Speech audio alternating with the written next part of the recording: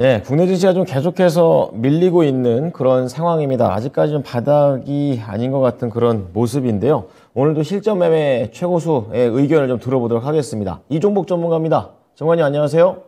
예, 안녕하십니까. 이종복입니다. 네, 그 지수가 점점 내려서 좀 걱정인데 그 말씀해 주셨던 만기일이라서 뭐 단기적으로 하락하는 건지 전략 좀 궁금하고요. 오늘 반도체 쪽하고 제약 쪽에서는 이걸 어떻게 얘기할까? 선별 움직임, 차별화 움직임 이런 것들 나오는 것 같고 로봇에서는 선방하고 있는 것 같습니다. 그리고 또 특히 오늘 시장에서는 특히 5G 이쪽이 좀 움직이는데 보다 보니까 이걸 좀 메타버스로 연결해도 되는 건지 이것도 좀 궁금합니다. 오전장 어떻게 보셨어요? 해외 시장 혼조의 국내장 혼조입니다. 근데 제가 요새 여러분들한테 뭐 방송을 할 때 한 사나흘 연속으로 지금 얘기해 드리는 것 같아요. 미국은 FOMC 눈치 보기라고 저는 계속 얘기해 드리는데 최근에 미국 시장의 하락 요인이라고 해야 되겠죠, 여러분? 하락 요인은 굵직한 사람들이 나와서 경기 침체 얘기밖에 없어요. 그 사람들이 나와서 침체 얘기하는 것밖에 없고, 뭐 기술적으로 제가 닥스하고 다우의 어떤 기술적 흐름이 나스닥하고 엇박자난 게 좀 거시기하다라는 얘기를 자주 해드렸는데 이거는 어쩔 수 없을 것 같습니다. 그리고 지금 보다시피 지금 화면에 닥스인데 14,500 기준가 정도 가지고 얘기할게요, 여러분. 뭐 한 600 얼마까지는 올라가긴 올라갔었죠. 600까지는 갔지만은 그냥 마리가 갖고 얘기를 하면 14,500이고 지금 14,200이면 300밖에 안 내려왔어요. 이 많이 내려오지도 않았단 말입니다. 이게 제일 어려운 거예요, 여러분. 이 독일 시장이. 나스닥은 이미 다 내려왔는데 독일이 안 내려온 저 부분하고 그 다음에 다우입니다. 그러니까 제가 여러분들한테 다우도 보시면 내려온 게 없죠, 여러분?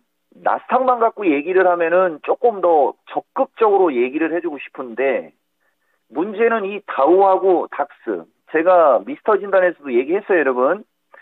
우리나라는 다우의 흐름이 나스닥보다 조금 더 중요할 것이다라는 얘기를 해준 건데 요 두 가지가 아직도 매치가 안 됩니다. 그러다 보니까 이제 이게 매치가 안 되는 게 시장에 어떤 영향을 미치는 거냐. 불확실성이죠.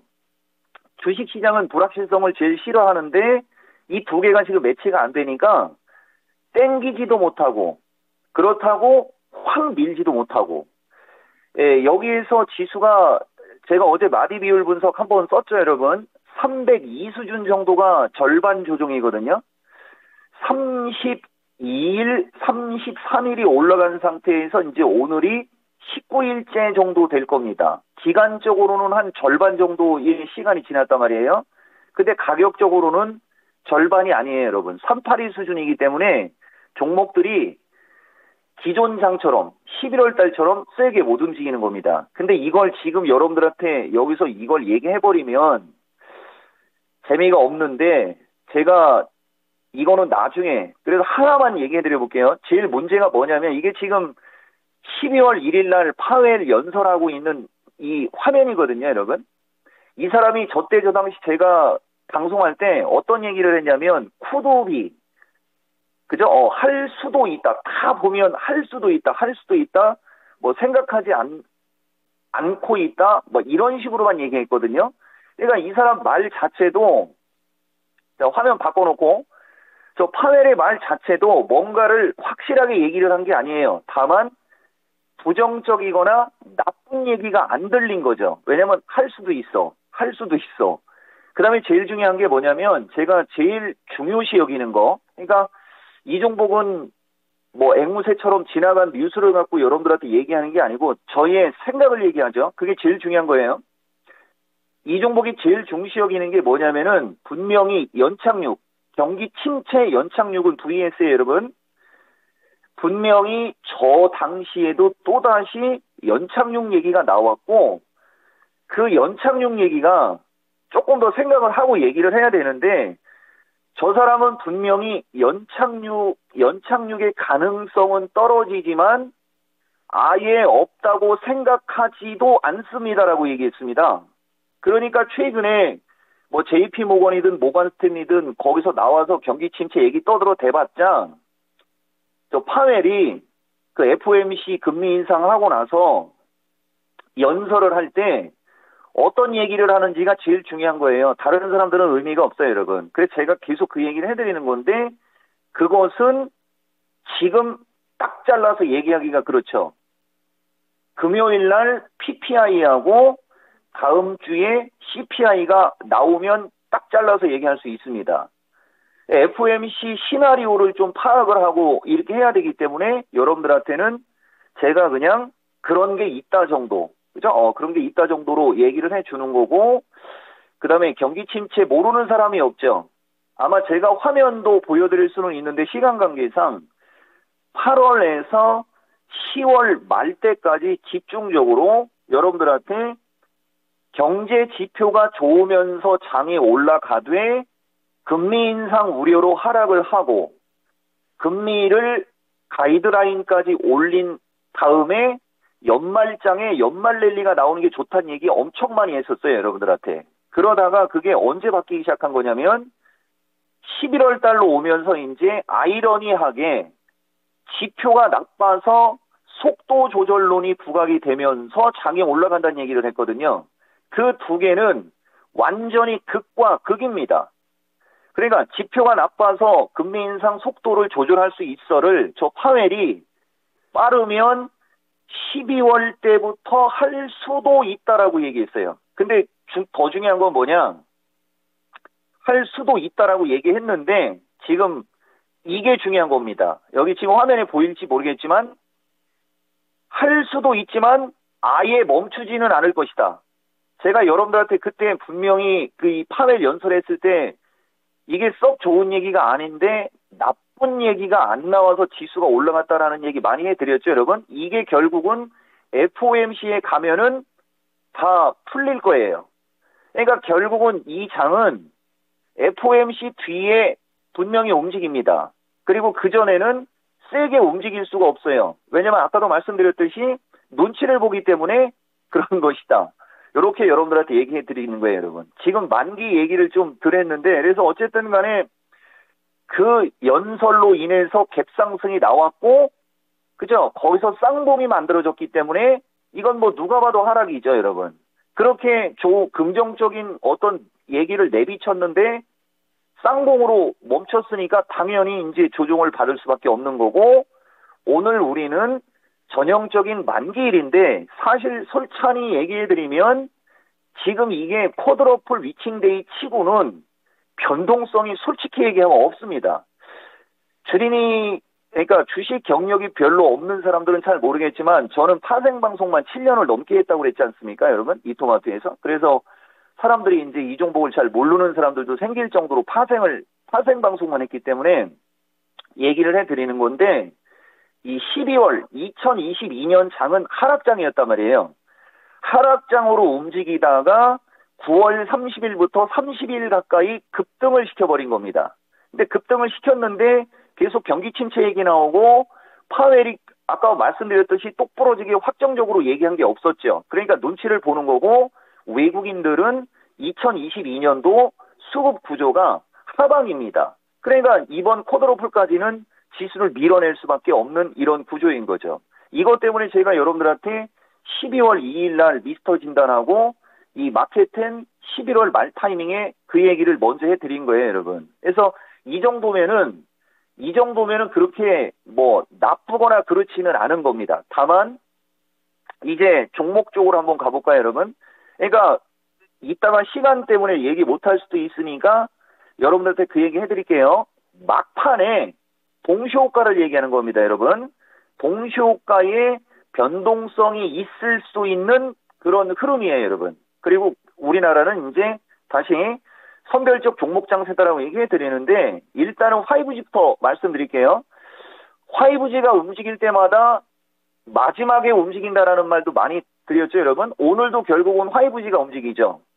그리고 우리나라는 쿼드러플이고 제가 봤을 때는 5G는 조금 더 디테일하게 나중에 얘기할 기회가 있으면 얘기해 드리는데 메타버스와 연결시키는 게 맞습니다. 5G는 메타버스와 연결시키는 게 맞고 그 다음에 선조정받은 이게 지금 제가 DB 하이텍을 여러분들한테 자주 얘기해 드렸지 않습니까? 이제 드디어 원하는 자리에 왔습니다, 여러분. 이 정도까지 오니까 이제 이게 빠지는 폭이 그렇게 세지가 않죠, 여러분. 이쪽도 이제 어느 정도 올 만큼 온 거고요.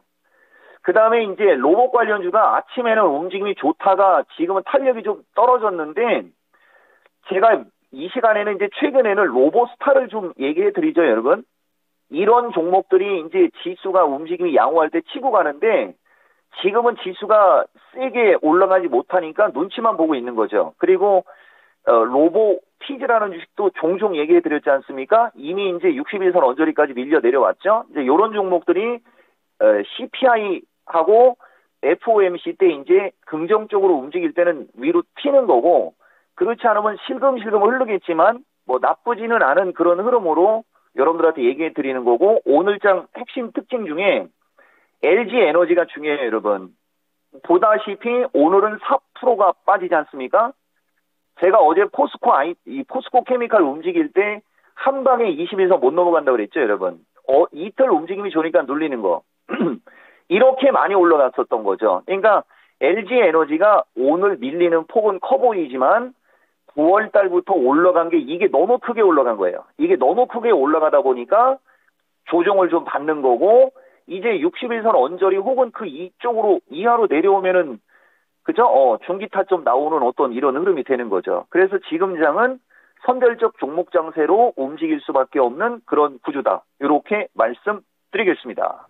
네, 종목들이 방향성이 다른 이유에 대해서 말씀을 해주셨습니다. 그럼 바로 오후장 전략 들어가 보겠습니다. 오늘 만기인데 그죠? 그래도 제가 지지 저항 정도로 한번 얘기해 드려볼게요. 300씩 타고 305인데 어제도 말씀드렸듯이 이게 다시 미국 쪽으로 가면 시간이 걸리니까 61선하고 좀 떠있죠, 여러분? 예. 이게 아까도 말씀드렸듯이 우리나라는 61선 언저리까지는 찍히는 게 지수적으로는 조금 더 나을 수는 있어요, 여러분. 그리고 지금 외국인들의 포지션이 지금 시간이 56분이니까 시간이 별로 없는데 지금 보다시피 이게 되게 중요하거든요, 여러분. 콜이 좀 늘어났네요. 307을 보시면은 307이 지금 콜이 4만원이고 풋이 13만원이죠. 310에 9천 매도가 들어가 있으니까 제가 봤을 때는 307로 움직이다가 305로 밀을 것이냐 아니면은 310 쪽으로 올리는 척 할 것이냐, 요게 아마 맞을 것 같아요, 여러분. 그러니까 310 돌파, 305 지지 체크 보시고, 그 다음에 동시호가에 이제 하나만 얘기해주면 막 삼성전자든 뭐든 시가총액 상위 종목들 예상치 계열가 보시면 아마 막 상한가 호가도 나오고 막 하한가 호가도 나오고 막 그럴 거예요. 근데 그대로는 안 끝날 겁니다. 다만 프로그램 매도가 약간 출회돼서 밀릴 확률이 조금 있어 보이기는 해요, 여러분. 그래서 제가 여러분들한테 주식을 공격적으로 지금 얘기 안 하고 있는 겁니다. 만기 끝나면 이제 뭐 많이 밀린 주식들은 상대적으로 메리트가 좀 생기겠죠, 여러분. 예, 그렇게 참고하시면 될 것 같고, 제가 여러분들한테 얘기해주고 싶은 것은 이제 나오죠, 여러분. 중기 관점으로 2차 전지, 로봇, 반도체 등 양호입니다. 저는 여러분들한테 뭐 당연히 그런 얘기 해드릴 수 있죠. 왜냐, 딱 이거는 제가 틀릴 수도 있어요, 여러분. 일단은 금요일 날 생산자 물가 보고 다음 주에 CPI만 보면 이제 안 틀립니다. 대신 그게 어떻게 나올지 모르니까 무슨 말씀을 드리는 거냐면, 아까 제가 파웰 연설하는 거 보여드렸죠? 그 사람 그때 연설할 때 되게 좀 뭐라고 해야 되죠, 여러분? 예, 좀 뭐 나빠 보이는 어떤 그런 그림이 아니었어요. 화면 자체가. 저는 실제 보고 얘기하는 겁니다. 나온 기사를 갖고 짜맞춰서 얘기한 게 아니고 이 눈팅이 밤팅이 되도록 실제 보고 얘기해드리는 건데, 그 사람이 기존에 연설할 때하고 좀 달랐어요. 좀 여유도 있어 보이고. 그래서 이제 뭐 그죠, 여러분? FOMC 금리 나오고 나서 경제 전망에서 쓸데없는 얘기만 안 하면 뭐 연말장으로 가면서 뭐 돈 버는 데는 문제 없을 것 같다 정도는, 요건 제가 틀릴 수도 있어요, 여러분.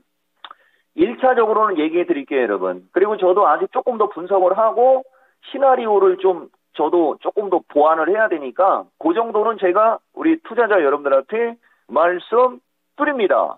네. 더 확실해졌을 때, 그러니까 다음 주쯤이 되겠네요. 다시 한번 보완해서 말씀 부탁드리겠습니다. 감사합니다. 예, 고맙습니다. 이종복입니다. 네, 실전 매매 최고수 이종복 전문가였습니다. 지금까지 투자 판단에 도움이 될 수 있는 정보를 제공해 드렸습니다.